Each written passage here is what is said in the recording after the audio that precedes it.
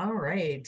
Good evening. Welcome to the Exercises Medicine Wellness webinar. I am Kelly Urs, an exercise physiologist and wellness uh, program coordinator, and I have the pleasure tonight of introducing Lori DeShetler, who is going to be talking about changing behaviors. Lori is a national board certified health and wellness coach and a physical therapist with us here at the OSU Sports Medicine Clinic. So Lori, I will turn this over to you. Thank you for your time this evening. Great. Thanks for your patience, everybody. I'm not the most tech savvy, so I'm glad that worked out. But thanks for being here tonight. I know it's nice outside, so thanks for joining us. And yes, so tonight we're just going to talk about behavior change and really easy steps, how to get started, and some really kind of objective, easy things that you can start implementing to take those steps to living healthy and well. And thanks, Kelly, for the introduction. As she said, I am a national board certified health and wellness coach, which that means it's recognized now, the health and wellness coach is, as a part of the healthcare team. And hopefully there will be soon reimbursement to follow later this year for that to be a reimbursable health service, which is pretty exciting. So kind of before we get started, I kind of wanted to go over what really my objectives for everyone is this evening, just to talk about the different dimensions of wellness. I think the most obvious are, physical wellness, our nutrition, our activity, our exercise, but there's so many other aspects to our living well and being healthy. So we'll talk about that. I also give you some real easy ways to create your own personal vision, wellness vision, which is something that we do in health and wellness coaching. And I know they do that as part of the Exercises Medicine program, because it's really important for you to kind of see what you want to be doing in terms of all aspects of your life and your health and wellness. They'll kind of walk you through the steps so that you can create a personal wellness vision. In health and wellness coaching, it's all based in positive psychology. So we really like to highlight what you're doing well. And there's lots of things that you're doing well, that routines, positive routines that you're in. So we want to help you identify what areas are going well. And that really helps you to leverage your strengths and help to really identify what your strengths are, because you're going to draw on that to work through the behavior change process. And part of that is really knowing what motivates you. And that's going to be unique for everybody. Because I think few people will say that maybe they inherently love exercising, or but they love what it allows them to do. They know it's a means to an end. So I think connecting what you're doing in terms of those healthy behaviors, linking them to what you want to be doing in the future, I think that's important. And then we'll talk about just the different stages of behavior change. Because I know a lot of people have lots of great ideas and lots of things they want to do, and sometimes you just really need to start with one or two things rather than trying to make a lot of overwhelming changes. So we'll talk through that a little bit to make that a little bit more transparent and make that kind of an easier to take off little, small baby steps in that direction. We'll identify where you're preparing or thinking about making a change, and then we'll get down into kind of the nitty gritty, like how do you develop a SMART goal, and we'll talk about what a SMART goal is, to take those small baby steps weekly. And then we'll talk about how do you implement strategies so that you can really create lasting behavior change. So those are our goals in our short 30-minute time. So first thing I wanted to just touch on are the 6 dimensions of wellness. And for those of you that are OSU employees, we have a plan for health. We have a chief wellness officer, and Dr. Byrne Milnick, through the College of Nursing. She's amazing. I just read her Buckeye Wellness little newsletter, and there are now 10 dimensions of wellness. 2 key ones that I think are really interesting that they added of the 10 are digital, which I think is really an important aspect as well, and then also financial wellness. So there's, depending on who you look at classically, there's these 6 dimensions of wellness. So like I said, it's not just the physical, it's our emotional, it's our social interactions, our relationships, our spiritual, just that meditation, tapping into what's important to us. And then our occupational, career, intellectual, and like I said, they've two of the 4 new ones were digital wellness, because that's an addiction for a lot of people. I know it is for my teenagers. And then also, like I said, the financial wellness, because that touches on people's in terms of level of stress and different things. So I think kind of understanding what's going well in these areas. I put a link down here with the 10 dimensions of wellness because I thought it was really timely that I read about that yesterday. So for those of you that want to go to that link, I don't know, Kelly, if these slides are shared at all, but you can get that through your HealthBeat hub for those of you that are OSU employees, but it kind of goes in depth of what those different dimensions are. In terms of the wellness vision, I think that's a really good place to start. It's a good, for those of you that like to journal and have your journal, this is a great place to do that. If you don't have a journal, it's a really fun time if you're thinking about getting started with making some changes. This would be a really good thing to start journaling about. But really, what question you want to ask yourself is, a year from now, what does your best life look like? If you're really living and thriving, what do you want to be doing? How do you want to be thinking, feeling? And some of the things you want to think about and ask yourself these questions are, who do I want to be? And really that taps into your values and your priorities, what's important to you. And then of course, outcomes, what do you want to achieve? What do you want to be doing in a year that maybe you're not doing now? So these are like long-term goals. What activities do you want to be doing consistently? We try to keep it on the positive, like I said, rather than what activities you don't want to be doing. Think about what you rather would be doing. And then motivators, like we talked about, really finding that motivation. Why does this matter to you? And that's kind of, I call myself a coaching clinician now. I still practice as a full-time physical therapist and do health and wellness coaching outside of my clinical practice. But really, I call myself a coaching clinician because how I ask my patients the questions are a little bit different. For those of you on the call that are healthcare providers, it's really finding out what's important to that patient and trying to match, what in my particular area, it's physical therapy. And so we do a lot of exercise. And for some people, exercise isn't it's foreign to them and they don't necessarily enjoy it. But getting them to kind of tap into their motivations. And for a lot of times it's like, I want to be able to keep up with my grandkids. I want to be able to watch them play soccer. Okay, well, what does that involve? What do you need to be able to do that you're not able to do now? And then they start connecting those dots, and then they can start to kind of change those thought processes a little bit and feel more in control of their abilities. Tapping into your strengths, and sometimes this is hard for people to realize, but if you think about what you're doing well, maybe some healthy behaviors that you've been maintaining for a while, how did you do that? What enables you to be successful in that aspect of that healthy part of living?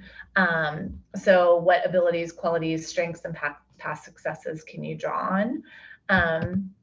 Challenges. I mean, we all, that's something we need to address. We kind of can anticipate. For a lot of us, if it's scheduling or, you feel like your time isn't your time because you've got all these other, demands with family and work and things. So you want to be realistic about what challenges, what barriers might stand in your way. So then you can develop support strategies, whether that's in the form of a support team. I always think it's really helpful to have a spouse, a friend, a coworker, an accountability partner. That's your kind of support system that you kind of share with them maybe what you're working on so that they can kind of help you and kind of cheer you on along the way. And then like kind of problem solving and brainstorming what strategies you're going to put in place to overcome the possible challenges that you might meet along the way with the particular aspect that you're trying to work towards changing. So I want to give you a little bit of an example of what this looks like. So one way you can word, you always kind of want to word it in the present tense. So for instance, I'm feeling energetic and relaxed. I model a healthy way of life for my family. I'm eating a healthy diet, exercising regularly, and managing stress in a positive way. My primary motivator is to feel more in control and feel strong, healthy, and present for my husband and children. And then you want to clarify your strengths. My strengths are my determination and persistence that I consistently use for work, but less consistently use for self-care. My biggest challenge is that in periods of high stress, I tend to eat sugary snacks and lose my motivation to stay on track with my plan to exercise or get to bed on time, whatever that might be. My strategy then would be to overcome this pattern of stress response to decrease mindless eating by taking a break from what I'm doing and either going for a short walk or take a few minutes for meditation. And then my support system is a friend I have in place to keep me accountable that I will share my goals and vision with, or that could be a spouse or, like I said, anybody that, if you feel comfortable sharing that vision and your goals with them. So there are lots of different areas where you're ready to make a change. And for some people, they're thinking, it would be great if I could make changes in more than one of these areas. So how do you decide where to start? For sometimes that's just like a non-starter for people because they feel more overwhelmed when they look at their list of things that maybe their physician has said, listen, you're pre-diabetic, you got to watch your weight, so you need to exercise, you need to eat healthy, you're not sleeping well, you need to get better sleep. Well, all of those things are not easy to do. And all of those things together can be overwhelming task. And then also it doesn't give you the how-to. How do I do that? It's not as simple. So really kind of assessing where you are, and that's where it kind of gets into understanding the readiness to change. Scale is a behavior change model. It's actually called the trans-theoretical model of behavior change. It was actually developed on research with smokers in the 1970s, but it's really become foundational in terms of behavior change and in assessing outcomes with clients in the wellness coaching profession. So one simple way you can kind of think of it is there's the 5 stages. So it's anywhere from maintenance, I'm already doing this behavior and you've been doing it for more than 6 months, it's ingrained, it's a habit, right? It's like we don't even really think about it, it's reflexive.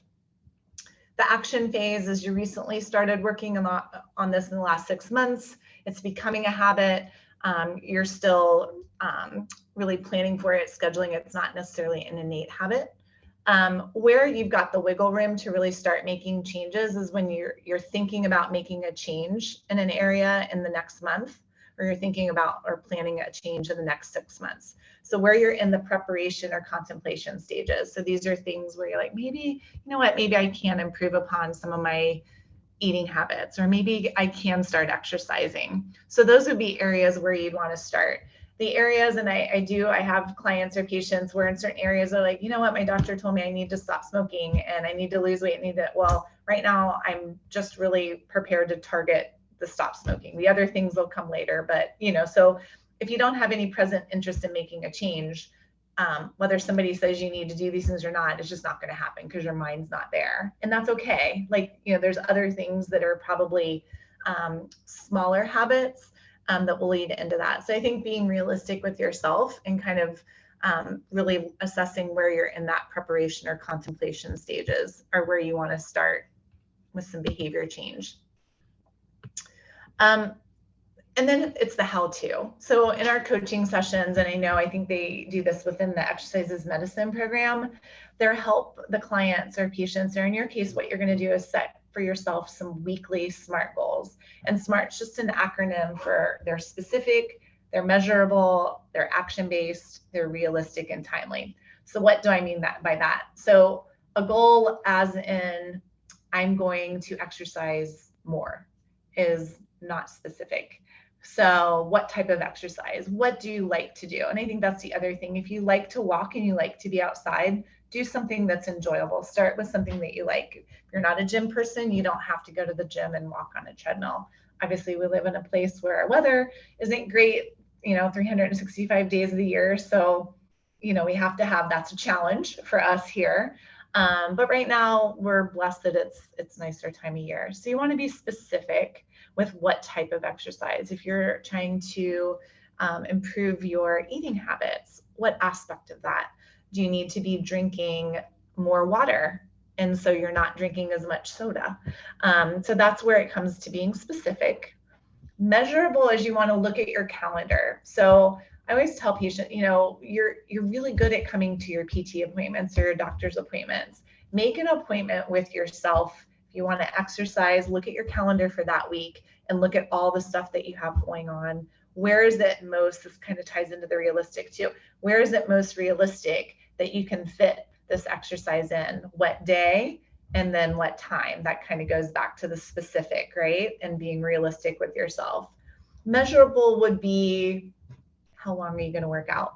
You know, and again, make it realistic in that, you know, you're not going to walk for an hour if you haven't been walking. Just maybe start with the baby steps. So like, I'm going to walk 10 minutes. You know, they say right now a 10-minute walk after dinner, hugely helpful for blood sugar control. That's an easy place to start. And then be specific on what days you're going to do that and measure it either in time, distance. It might be a step count. If you like to use your fitness trackers and you've been watching what your baseline of step count is, for an objective measure that we like to sometimes use is to kind of gauge something as 7,000 is the minimum for all ages for just a basic level of health. It used to be this very arbitrary 10,000 steps a day. And then they really looked at it more and like, well, is that really based in anything? And actually what it is, they realize, well, no, 10,000 is really not, it's 7,000. So whatever you want to use, you make it measurable, you make it important to you. Action-based means you're in control of it. It's not relying on somebody else having to do something. And it can also be a thinking or doing goal in that you will research something. If you've been wanting to do water exercise, you might have to research what pools are available in your area or what areas have aquatic exercise classes. So it's still an action-based in that you're going to look into something. It might be that you don't have any walking shoes and you need to look into, you know, you need to, that can be one of your goals, is that you're going to look into buying walking shoes. Timely just means that it's time-based. We suggest doing small weekly baby step goals. So make it time-based so that it doesn't run into the next week. At the end of the week, you kind of assess, how did I do on that? What went well? You always start with what went well. And then you look at why did that go well?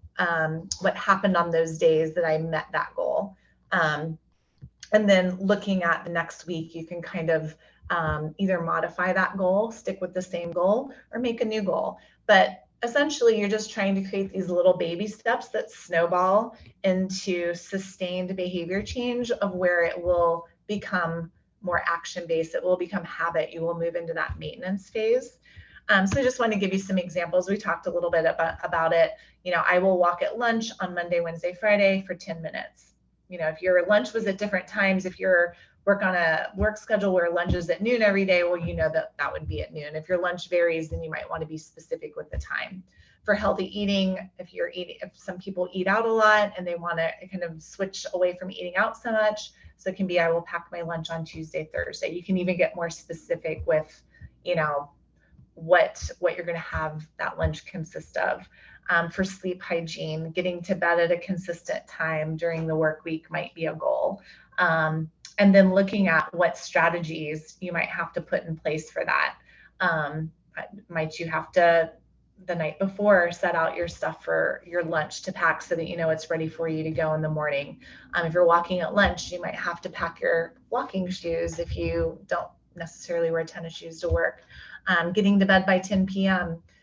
Might require just a little timer alarm to remind you that it's, you know, a half an hour, start winding down, quiet time, no blue light, whatnot before bed so that you can make that happen.